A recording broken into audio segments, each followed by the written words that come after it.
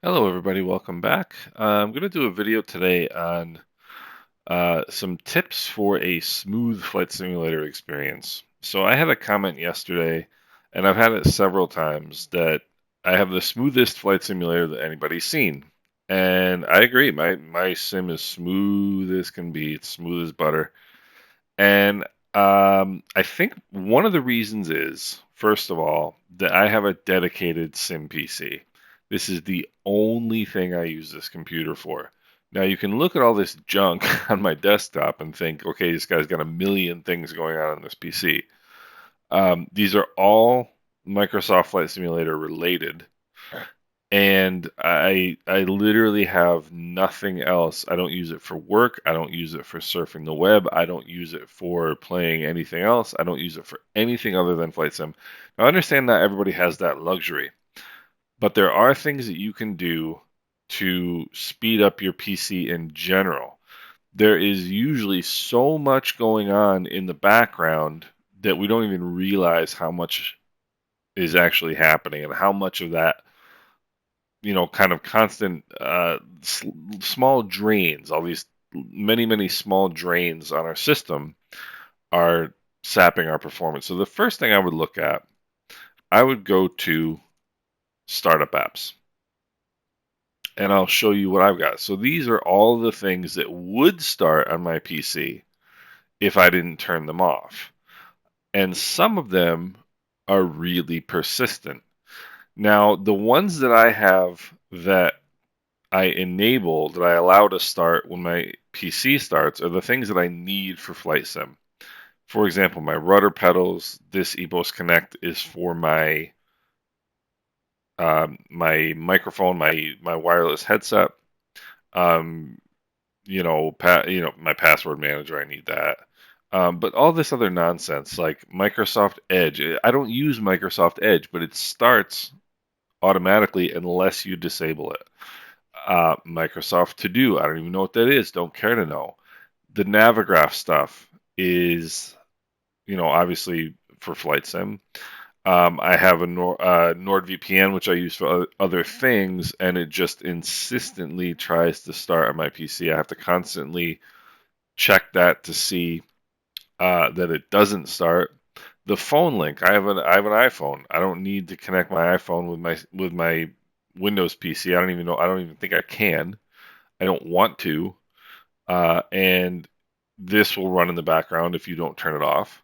SimBrief downloader again. Steam is another thing. If you've bought Microsoft Flight Simulator via Steam, there's nothing you can do about that. Obviously, you're gonna probably have to run Steam.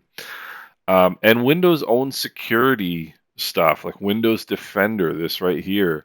If you have a separate antivirus program, firewall program, you don't need Windows Defender running. Xbox App Services. I actually normally keep that turned off. I just turned it on the other day because considering getting back into the beta, and it runs anyway when the sim is running. So I figured, what the heck. But if you look at all these things, 1, 2, 3, 4, 5, 6, 7, 8, 9, 10, 11, I mean, it's probably 20, at least 20 apps or 20 programs that would be running if I didn't turn them off. So go to your startup settings and check that. Make sure you've got as much things off as you can. Another thing. Now, let's go. Hopefully, I don't even know if Microsoft will, or if NVIDIA will record this. I assume it will. If you hit Control Alt Delete and then Task Manager, so now you can see kind of what I'm talking about. And this is a stripped down computer. This is, like I said, I have all this, all that other stuff turned off, and I still have this much stuff going. Okay. Now, the stuff under Windows processes we can't really deal with here, but you would want to look. See here, this is exactly what I'm talking about. You just saw that NordVPN is not on, right? I do not have it engaged to start when Windows starts. Well, guess what? It has started itself. And a lot of programs will do this, and it's really irritating. So if you right click any of these and click end task, you can turn them off. Phone link, again, I just got done saying I don't use it, and it's on. Now, are these using much many resources? No, but I don't want them using any resources at all. I don't use them. I don't need them running. So check these things. Make sure the things that you've got turned off in your startup apps are actually turned off, because a lot of them, what they do is they will load. You know, it's called a delayed start in Windows. They'll load, I don't know, a couple minutes after your PC turns on. So you might think they're not running, but they load themselves, and it's really irritating to me anyway. And then what I would do is click here on services. And then this page sort of gives you some information. If you click the status button over here, um, to to um, to list things in order of whether they're running or not. So these are all the services that are running on my PC, but I don't really make any changes on this page. But what you do make changes on is you come over here to the upper right and click on Open Services. And then this page will open. And this is all of the stuff. So this is alphabetized, all the services that are available on your computer. This is the description, this is the status, whether they're running or not. And this is the startup type. So anything with a manual startup will start up only when you open whatever program that service is attached to. Okay. Disabled means I have manually disabled this service. Now, this is one of my pet peeves. This is Adobe Acrobat Update Service, which is I have disabled, and I will show you in a minute or two how it tries to get around me disabling it and turn itself back on. These things are very, very insistent. So this is disabled, and then you'll have these things manual trigger start, which again is something that I've turned off, or I am allowing to turn on if there's a need for it to be used. There's not really too much reason to get into these details, but and then the automatic ones are the ones that just automatically start when your PC starts, and there's a lot of them that you do want. But what I look at, the first thing I would do is click this status, so it's listing them in descending order of services that are running. Okay, and then I would come over here and just look through what these services are, and look, just generally check to see whether it makes sense to you. I would Google some of these if you don't recognize what they are, and a lot of these descriptions are just nonsense. They don't want you to know what some of this stuff is, because then you might decide you don't need it. Um, but if we go down here, these are all the things that are not running. And as a matter of fact, if I select startup type, so I have these are all arranged now by startup type. These are the ones that I have turned off. Okay, and the way you turn them off, you simply right click it, you go to properties, and then I might have to do it on the actual. No, you right click it, go to properties, um, and then you see here it says startup type, and there's a drop down, and you can select how you want it to start up. And so I'll show you the ones that that I have disabled, which will give you kind of an idea of maybe the things you want to look for. Adobe Acrobat Update Service. I don't want Acrobat updating. All I want to do is read PDFs, and they make it seem like this is the most important thing in the world, that their app is updated. I don't care whether I'm running Adobe 1.0, as long as I can open a PDF and look at it. Um, and so that's disabled. Auto Time Zone Updater, disabled. Microsoft Edge Elevation Service keeps Microsoft Edge up to date. I don't use Microsoft Edge, so that's disabled. This again, all these various update services for Microsoft Edge. I've got three of them. Microsoft Update Health Service. Don't even know what that is. Disabled. MSI Voice Control Service. This case service. So I have an MSI computer. This is my PC is an MSI PC, and the case service allows me to control the color of the lights on the case. Don't care. Disabled.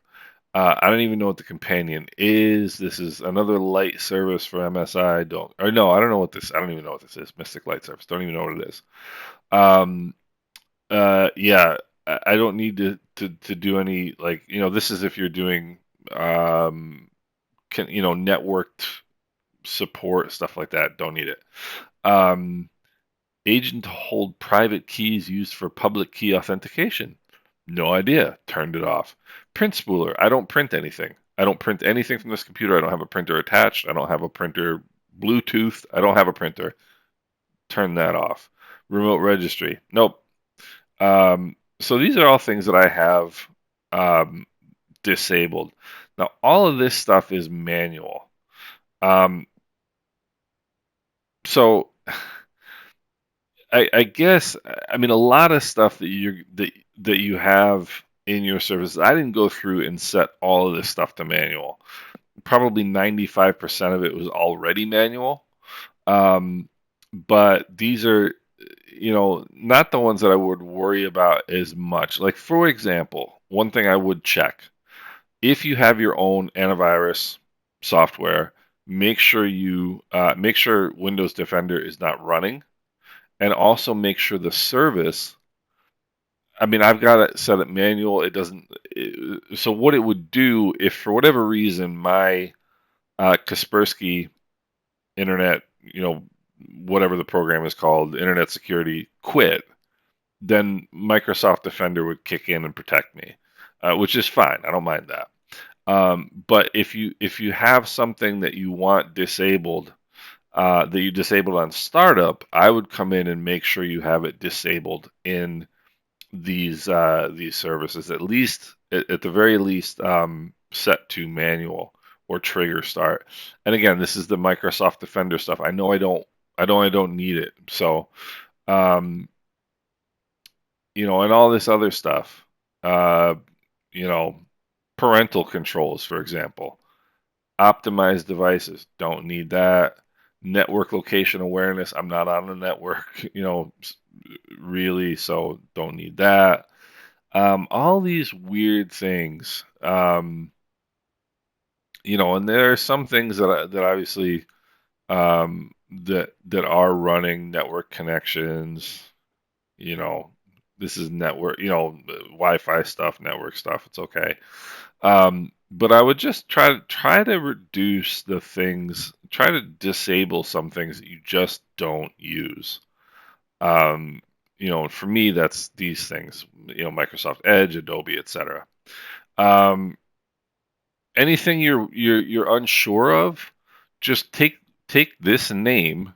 Let's say this one for example, network store interface service. This service delivers network notifications, IEG interface addition, deleting, etc. to user mode clients. I have no idea what that means. I have absolutely no idea what that means. So if I wanted to figure out what that means, um, I would just Google it and let's see here. Google it. What is it? There's my F1 account. Network store interface service. Network store interface service. What is it?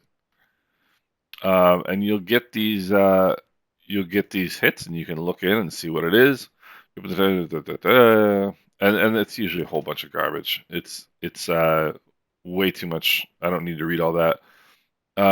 Is it critical? See, it says here, critical component of the Windows operating system plays a vital role in managing network interfaces, which doesn't surprise me. Like I wouldn't turn off, generally speaking, anything that has to do with network. Anything that has the word network in it, I probably wouldn't turn that off. But before you change anything, just take the name and Google it and read what it is. And again, you're not going to go through every service in here, 500 services, and waste all your time doing that. But it is good to at least take a look in there and see what's in there. Next thing is, so when you do disable something, programs love to try and get around you disabling that, right? So the way you try to fight that is go to what is called Task Scheduler. Okay. Now you open Task Scheduler, and then you open the task schedule library, and then you click on, let me see here. Yeah, you just click right on task schedule library on the main link there. And what you're going to see is all of the tasks that are scheduled to be run by your computer.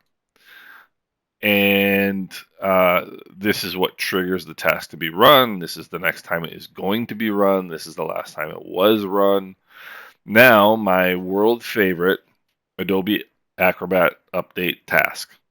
Um, the next runtime is going to be tomorrow at 8 a.m., but I have disabled it, and it will stay disabled until I open a PDF. And as soon as I open a PDF, the program will trigger this task to go back to enabled and ready. And so every time I open a PDF, I have to go, not every time, I don't do it every time, but when I do open PDFs, like after a while, I'll go back in and turn this off like every couple of days. Um, CCleaner is a great little program. As a matter of fact, that's actually a good one to run. We'll talk about that in a second. It's a good program to run, but you see this thing right here? CCleaner skip UAC. That's user account control. User account control is something you can use to prevent programs from doing things on your computer without your permission. And this literally has a task. This program literally has a task to skip the UAC check. In other words, the program itself, the CCleaner, is disabling or bypassing my ability to prevent it from running, which I find extremely irritating. But it's a good program. So what I do is run it, and then I always come back in here and disable all this stuff. You can see the update, the crash reporting, and the skip UAC is disabled. Um, Again, Microsoft Edge loves, Microsoft thinks Edge is the most important thing in the world. I don't use it. I make sure all these are disabled. I don't need it updated. So I would go in here. I wouldn't be surprised if you have a lot of tasks, and I wouldn't be surprised if a lot of them are running on a regular basis and you have no idea. Again, if you want to understand what the task is, Google it, look it up. If you do decide that you want to disable it, any of the ones that are ready is a task that's going to be run at some point in the future. Right click it, come down to disable. You can also come to properties and have a look at what triggers it to run. Um, but anyway, if you want to disable them, just right click it and disable. CCleaner or CCleaner, CCleaner is a really good program, but as I said, it also has a little habit of re-enabling itself. Now, the only thing that I use CCleaner for is this feature here, the registry feature. Now, all of these things are checked. Now, what it does, and it's going to find some right now, it always finds some. These are things that are in your registry that don't need to be there anymore for whatever reason. They're either obsolete, they've been replaced by something else. It's a reference to something that's no longer there. Like for example, this is the Sim Market app. I just recently updated that, so my assumption is that the reason that this is no longer needed in my registry is because there's a new registry setting for the new updated app. That's a pretty safe bet. Um, and so what I would do, click on registry, and you want the free version, and make sure when you install it that you do not allow it to install antivirus for you. These things always try to add programs to your PCs. Don't let them do it. Just be very conscientious when you're installing the program that you make sure it's not installing Avast antivirus or something like that. I always check. I always do like either advanced install or expert install or whatever. I never do a quick install. If they have a button that says quick install, you want the other one, because what they're doing with the quick install is installing junk on your computer without you essentially knowing it. And so you create the free. You don't even have to create an account, but you download the free version of the program, registry, scan for issues, and then once it finishes scanning, and I bet you the first time you run this, there will be hundreds of registry entries that are no longer needed. Click review selected issues, and then it's going to say, do you want to back up the registry before making changes? And you click yes, and it's going to put them in a specific place on your PC. And as you can see, this is how many times I've run this, dating back to January of 2023. And you just click to save the registry backup. I have never had an issue with this program. I've used this program for years for only this. I've never had an issue where I've had to go back and restore the registry from a saved version of it. But I save it every time, just to be sure. And then once you've saved the registry backup, you just click fix all selected issues. They go away. You click close, and you're done. So that's just some basic things that I would look at in terms of speeding up your PC. Um, Look at other videos on YouTube. I'm sure there's people who have a lot more knowledge than I do about how to do these things and about things to look out for. But this is what I do. It's relatively simple, relatively straightforward. I don't like to get too much into the weeds of these things. But make no mistake about it, that's part of the reason why um, I have a smooth sim experience, is because I don't have all this junk running on my computer. And the less stuff you can have running as your simulator is running, the better off that simulator is going to perform, better off your PC is going to perform. So, if this was too basic for some of you, I apologize, but it just occurred to me that uh, you know things that some people may take as being obvious, other people don't know, and so I wanted to share this with you guys. Please don't hesitate to ask me any questions in the comment section. I really appreciate you watching, and I hope you guys are having a great day. Hey guys, one addendum to this. So I was just talking about the CCleaner, right? And as soon as I turned off as soon as I ended the video, it popped straight up this little window over here that CCleaner had found some junk files and would I like to remove them. So this is a great example. So when I'm done using a program like that, I come down into the system tray, I right click it, exit, okay? And then we're gonna have to go in, watch this. Watch this. This is a perfect example of what I was just talking about. Remember how the CCleaner, you little devil.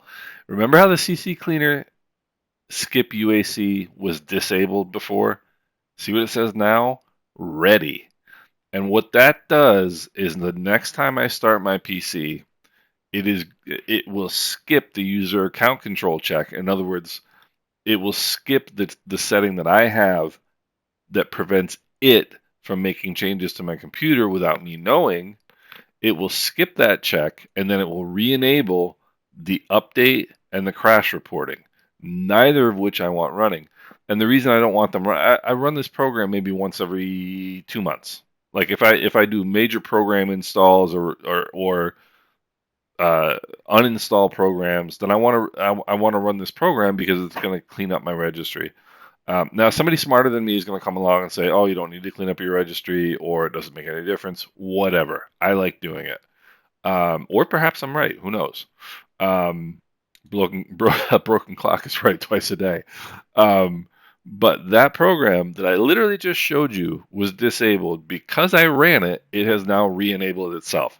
So now I have to come back in here, disable this again, curse under my breath, turn it off. Now let's check startup apps again. I want to see if this little bugger has set itself again. It hasn't, but I would not be surprised at all if I didn't think of doing that checking that task before I looked before I restarted my PC, I bet you it would have set itself as a startup app again, because it's like I said, it skips the user account control. Guarantee it would have started itself as a startup app again. It's this is kind of the battle you have to have with your PC. And another good one is, so I mentioned before that I have an MSI PC. So this MSI Center, it's like, set, various PC settings. I don't even know because I don't use it.